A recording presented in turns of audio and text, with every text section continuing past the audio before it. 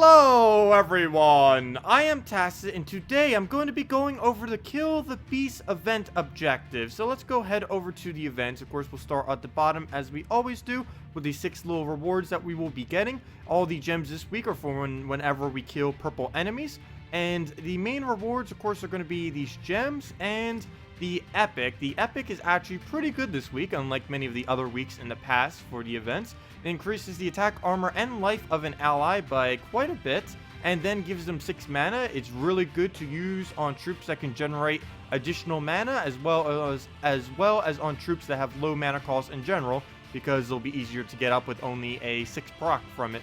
And of course, there will be a little bit of keys mixed in there. It's actually pretty good to get up to event keys because they are going to be used for next week when the new kingdom comes out on PC and mobile. One thing to note about these though is we have to defeat purple enemies, but it doesn't specify where. And we can actually do this in any game mode at all. And what's kind of funny is we can just go to a challenge here. Go to any challenge like the Darkness Night one in Kakarot. And here we go. We just get 4 purple event gems just from killing this out. So we can just use our quick explore team, and at the end of it, we actually get all of our event gems just like it is a normal match. So it's going to be ridiculously easy this week to actually get this all the way up because we can just farm them in challenges and get them done probably in a couple hours or so, as long as you have a pretty quick team that can actually team wipe challenges and stuff like that. But we'll just take a little bit off the board, probably throw this at Hag, hopefully get green and not purple. And of course we got purple, which is a little bit unfortunate. We need to just get our Rowan up to go for the kill. Let's see. We'll move that to the side. Trying to get the mana that we need, but there we go. Okay. And then we just team wipe in. There we go. 4 event gems, as easy as that. And you'll see at the end of this battle that they actually get counted. We had 5 at the beginning. We get the 4 right there. And if we head right back to the event tab right now, that is indeed 9. So that does count for getting event gems this week, and doing a purple challenge is probably the fastest way. Kakarot, that one that I just showed, is probably the easiest one to actually get to, but there are probably other ones on the map that I didn't find. I didn't go and check every single challenge in the game for every single 4 purple, but you can just do it in that one in Kakarot. It's the second to last challenge. Anyways, other things that we can do this week is extra glory. First time that they're giving glory on one of these is on the new troop. We'll do a whole video on builds for him, but let's go show one right now. Since every single PvP battle that we win with him, we will be gaining 5 additional glory on top of whatever else we are getting. So we'll just shift over to our team there. And I'm actually using him with a Entangle team. You'll notice on the team we have Green Seer and Salvani Mora. The main reason for this is both of them are the easiest 2 troops in the entire game to place Entangle on your enemy. Green Seer automatically places it on a random enemy, and Salvani Mora, when fully traded, will entangle the first enemy. And this is important because this new troop of Minogor deals damage to an enemy, and if his attack is greater, it will do triple damage. And as long as he has at least 1 attack, if you aim at an entangled enemy, it'll always do triple damage. Like right now, there we go. If we had full mana, we can do triple damage to that one right there. This team also uses every single color. We're using Queen Jezebel to raise his attack even higher, as well as to give everything on the team a little bit of mana. We're going to be rushing the Green Seer, which is why I set the banner to green yellow. Green because we're using 3 greens, and because of Green Seer as well. And yellow because we want to be able to rush up our Green Seer from the beginning of the battle. So unfortunately, right here, we don't have that many options.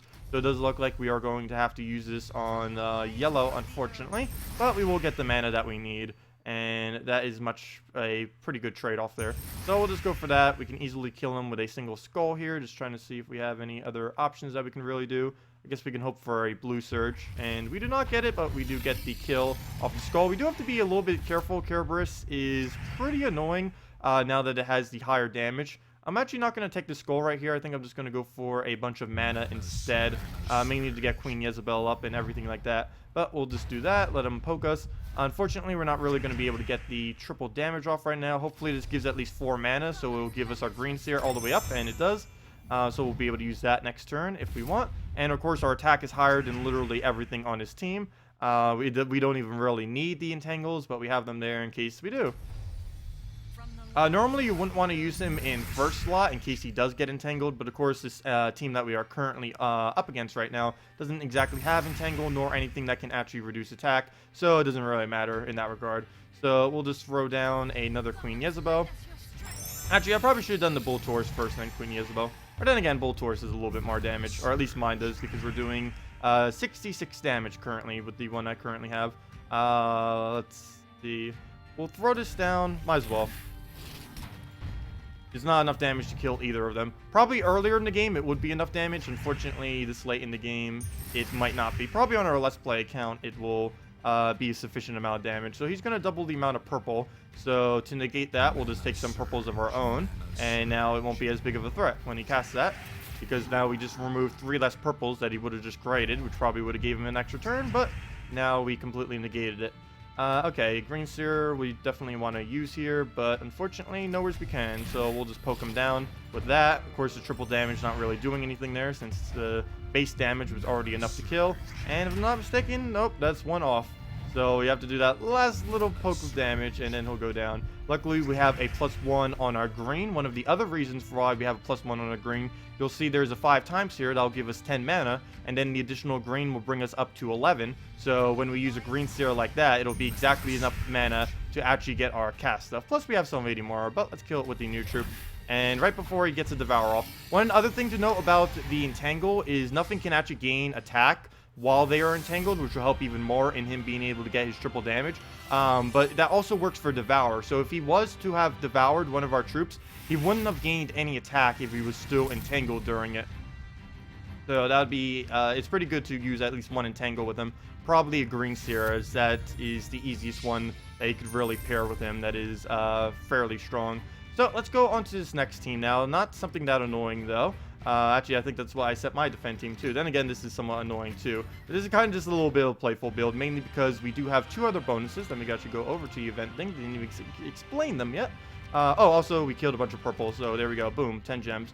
And as you guys already know by now, when you claim one, it doesn't actually reduce your amount of event gems. It just keeps going. But there's 2 other things this week. As always, there's 2 bonuses. There's the Wild Plains bonuses. Everything from Wild Plain is getting 25% bonus. And all Wild Folk are getting 25% bonus. There's not really any synergy among Wild Folk, but within Wild Plains, there are 3 troops that have a 50% bonus this week. Knoll, which is only really good against brown troops.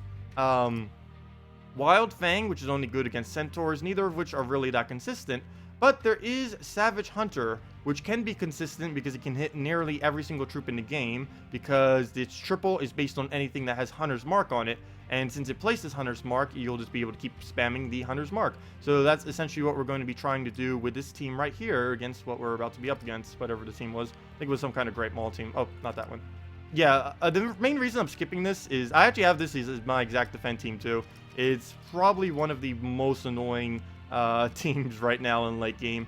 The Wraith, Bone Dragon, Courage, Famine combo. And I avoid it like the plague whenever I can because it's just too annoying to deal with at the moment.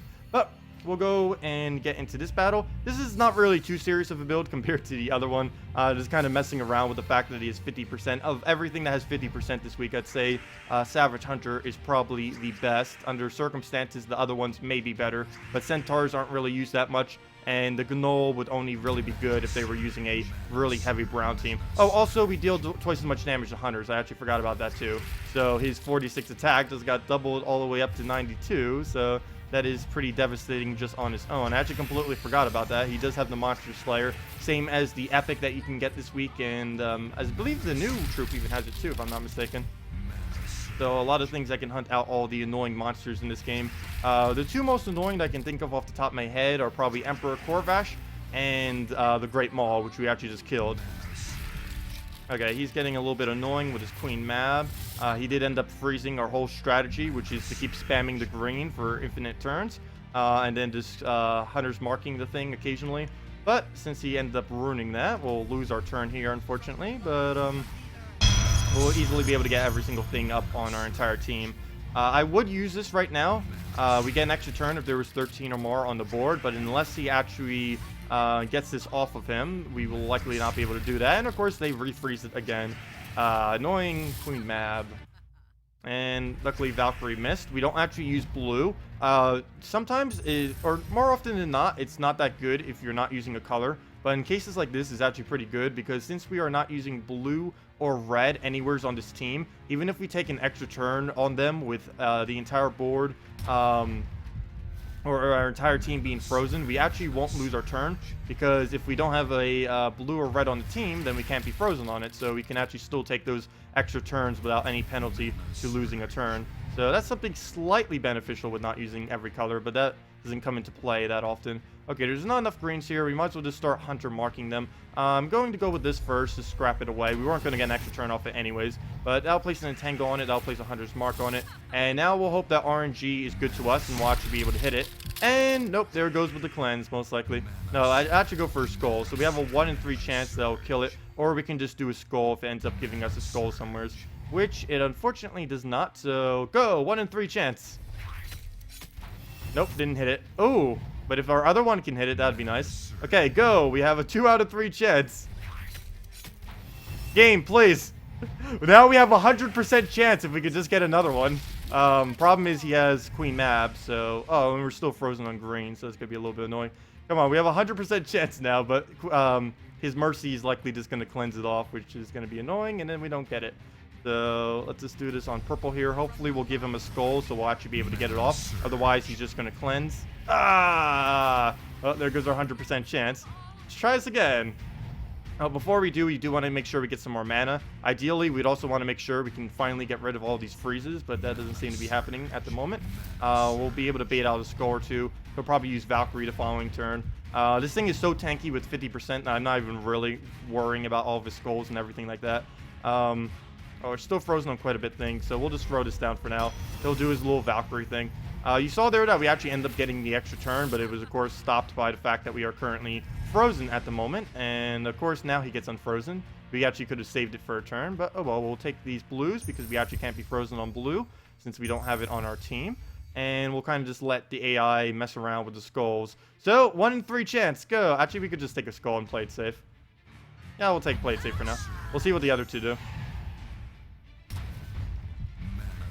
RNG is not on our side today. Okay, so we don't have any freezes left. Let's keep it that way. So 50% chance. Can we get the triple damage hit? Of course, this is pretty random and inconsistent. There's not really anything good in the game that can really spam Hunter's Mark. Actually, one of the best Hunter's Mark placers is Dire Wolf, mainly because he can gain extra turn, which we haven't really been able to utilize because it's annoying Queen Mab. But there we go. Finally hits the right enemy. We got triple damage there. That would have done over 100 damage if it actually had that much HP, or at least with ours. It would have done, let's see, what is that? That's, what, 111? Somewhere around there. But yeah, it would have done a lot of damage, and that is most likely one shot if you can actually get that off with a 50% bonus. Still our turn. We can just keep taking blues. We actually don't even have anything frozen anymore, so that's pretty beneficial. I'll just play it safe, take a skull, and we'll probably just finish it with another skull, or with that ability right there, if we can get the green seer to trigger. But we could just end it with a skull. Of course, he has a very high base attack. Out of the 3 that actually have a 50% bonus right now, he has the highest base attack. Currently this week, the highest base attack in the game, so that's kind of nice. And we can even see that if we ever go to sort. Of course, you can't really see unless you have like every troop in the game fully maxed out. But if we just go to our sort right now, we can easily see that this week he is definitely the highest attack in the game by quite a bit as well. He's has a 7 lead over the other one, over Noel, so quite a big boost. And I believe we have one other team, if I'm not mistaken, unless I forgot about one. Yes, we do. And it is the huge Hydra. I've actually shown this team before. Main reason I'm showing this is at 25% bonus this week. It actually already had a 25% bonus last week as well. But the other reason I'm mentioning it is it's actually the only legendary from this kingdom, Wild Plains. So if you wanted to get it, you could easily get it from an event key this week. Probably be able to get it within about 50 or so. Though, do keep in mind that the new event kingdom is next week. So you probably don't really want to get a Hydra this week. But if you really want a Hydra for whatever reason, he is currently the only legendary within this drop pool. So it would be any legendary that you get as a drop from event keys this week will be a Hydra. So if you want one, now's the week to get it. Maybe if you need it for your collection or something like that. But again, do keep in mind, new event next Monday will be the event week for the new kingdom. So you'll probably want to get the new legendary instead of a Hydra if you are low on event keys. So the basic premise of this is basically just like any other Valkyrie team that you'll really use in this game. Get up Valkyrie first and then just tear through everything by all of the mana that you'll be accumulating and board control. So we're basically just looking for a yellow surge right here because the Hydra is indeed blocking us on red. Something else we can be doing right now while we're waiting to try to get up the mana is just to get up Lady Unariel, get her purples up, because she will also be able to get us rolling on this team. Lady Unariel with the loyalty loop is actually pretty decent. Don't see it that often, mainly because it doesn't have too many synergies. Only Hydra and Bull Taurus are basically the only 2 troops that can really work under that synergy. It's also really receptible to Devour and Deathmark, but it can do quite a bit. It's also pretty good with a Vinoxia Queen map combo too, to use it. But we'll just get the rest of our mana right here. Still can't get up that Valkyrie though. Board is not giving us what we want. We'll just keep taking the reds. Hydra, of course, we want to take as much damage on as possible. Normally I do leave every single skull, but specifically this match we'll want to be, come on, no surge. Specifically this match we'll be wanting to give him absolutely every single skull we can. Two main reasons for this. The one is the many heads. Whenever it takes skulls damage to us, we're actually doing 3 damage to all enemies. But the other main reason is Hydra is boosted by how much life it is missing. And even when you do life gains, it's not actually going to be raising it. Healing would raise it, and you don't want to actually heal your Hydra, but it is good to give it additional life, which is what we're going to be doing in this battle. And all the damage they can possibly do to us will be very beneficial, because every single HP loss is an additional 2 damage. So pretty much every single time with this loyalty, we are going to be aiming right at these skulls, hoping that we get extra turns and stuff like that. But we'll want him to skull us as much as possible. We can even get to the point where we just one-shot basically his entire team. One slightly bad thing is he does have a Emperor Corvash, so that is going to be a little bit of a delay to us. If he gets that off, he's going to be taking away all of our mana, so I'm going to actually have to cast my ability probably sooner than I want to. But you can see here, we just keep doing the HP over and over and over again. Still can't get that Valkyrie all the way up. Actually, we can with these reds, but we'll give him blue, which I absolutely do not want to have to do. Oh, wait, never mind. We can just take it that way. Didn't see that there. So he'll just take the skulls. Oh, and actually getting a free turn off of it. That's not good. And he'll just do the new troop. That might actually kill. He does have a pretty high attack. Yeah, 72. Luckily, the AI was not smart enough to actually aim that on something that would be important. Valkyrie can't really do anything with the current board, so I think I'm finally going to throw this out. I don't believe that's enough for team wipe, but it is, as you can see, a lot of damage. I think we just did 44 to 3 of them and 51 to the last one, and if we just cast it again, it's over. And we do have our Valkyrie up right now, so that should be pretty easy. All these greens that we've been creating on the board, we'll be able to just convert those over. All we need is one more Hydra cast, so it doesn't matter what else is really on the board. And we'll just take that, and as long as he doesn't get an extra turn somehow, we just won the match. And there we go, right in the time, and that will easily be a team wipe with over, I think that was like 250, 300 damage, somewhere around there, from the 25% boosted Hydra. And of course we get the 1 event gem from killing something on his team that had a purple on it. So yeah, that's everything that is currently in this event. If you guys have any other questions about the game or anything in general, feel free to leave it in the comment section below. Thank you so much for watching, and have a wonderful day.